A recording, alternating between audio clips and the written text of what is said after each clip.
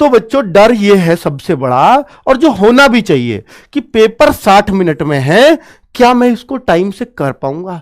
यह सबसे बड़ा डर, अगर किसी बात से आपको डर लगना चाहिए तो वो इस बात से लगना चाहिए, क्या मैं पेपर 60 मिनट में कर पाऊंगा। इस बात से जरूर डरो।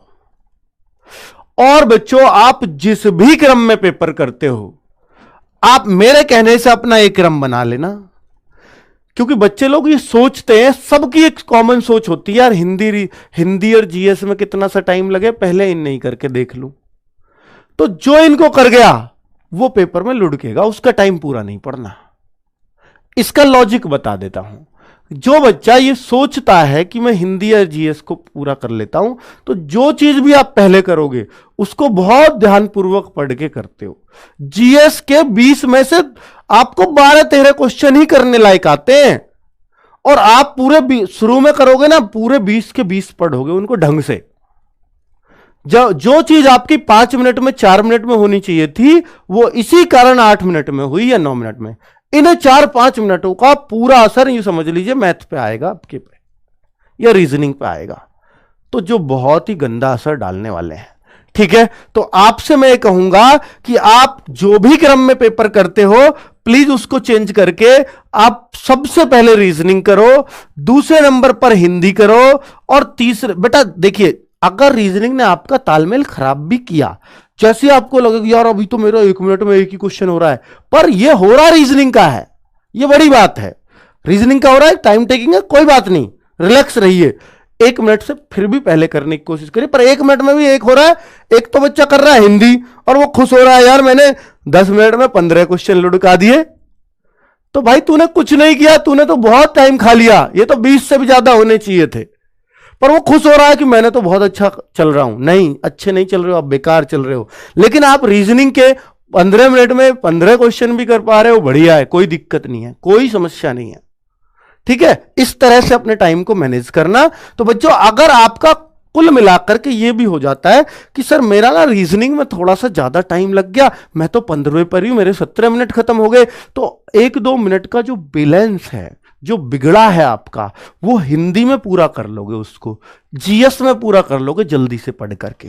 लेकिन अगर हिंदी जीएस पहले ही कर लिए तो आप अपना बैलेंस नहीं बना पाओगे पेपर में। ये पहले कर लिए, अब मान लो इनमें ज्यादा टाइम दे दिया, रीजनिंग को कम बच रहा, मैथ से बैलेंस बन रहा, मैथ तो और अपना टाइम और दूसरे का भी खा जाएगा। मैथ तो ऐसी चीज है।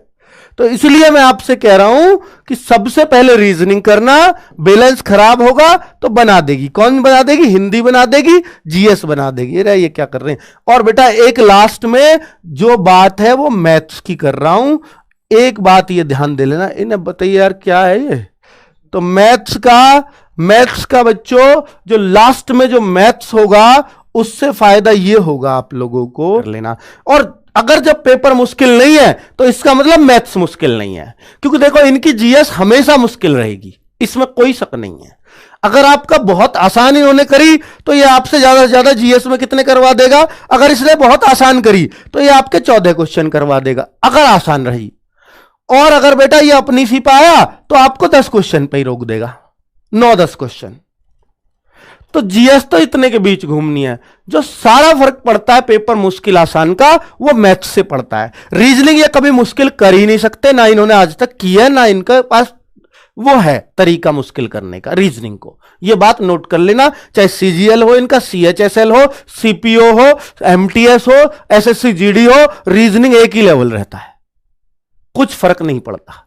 बस हाँ सीजीएल में एक आध सीरीज मुश्किल पूछ लेते हैं आपसे, एक आध लॉजिक मुश्किल कर लेंगे, और इनके बस की मुश्किल करना कुछ भी नहीं है रीजनिंग में। ठीक है, बस अंकित भाटी की इस वीडियो उन तक मत पहुंचा देना, कभी वो दिल पे ले जा और फिर रीजनिंग ही मुश्किल कर दे। बाकी आज तक हुआ नहीं है ऐसा। ठीक है, और हिंदी इसलिए मुश्किल नहीं होगी क्योंकि साफ साफ ये बात कह रखी है। क्या? हिंदी के लिए यह बात इन्होंने साफ साफ कह रखी है कि सामान्य बोलचाल की भाषा से क्वेश्चन बनाने, सामान्य बोलचाल की भाषा से क्वेश्चन बनेंगे। यानी जो पर्यायवाची भी होंगे तो वो चीजें होंगी जिनको हम रोज बोल रहे हैं। पृथ्वी बोल रहे हैं हम रोज, ठीक है, तो भगवान बोल रहे हैं हम रोज। तो इस तरह की चीजों के ही पर्यायवाची शब्द पूछे जा सकते हैं, ऊट पटांग वर्ड नहीं आएगा। ठीक है, जो कॉमन पर्यायवाची है वही ये पूछते हैं। विलोम शब्द भी हो उनमें से ही होते हैं।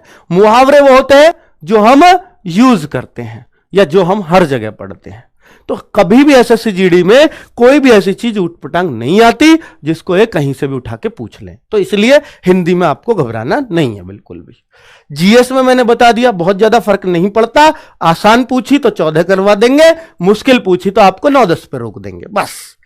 मैथ्स ही एक ऐसी चीज है जिसमें ये मुश्किल करते हैं तो बच्चे को लिटा देते हैं, बिछा देते हैं, और बच्चे अगर ये आसान देते हैं तो सब बच्चे बढ़िया करके आते हैं। इस बार जो आसार है इस टाइम को देखते हुए वो मैथ्स आसान आने के हैं, क्योंकि जब आपका 60 मिनट देते हैं सीएचएसएल में, 60 मिनट देते हैं सीजीएल में, जब 60 मिनट का इनमें देते हैं और सीजीएल सीएचएसएल इन पे मैथ्स में तो क्वेश्चन भी अच्छे खासे हैं, तो बच्चों वहां ये मैथ्स मुश्किल नहीं करते, तो ये जीडी में कैसे कर सकते हैं जहां तो वैकेंसी बहुत ज्यादा है।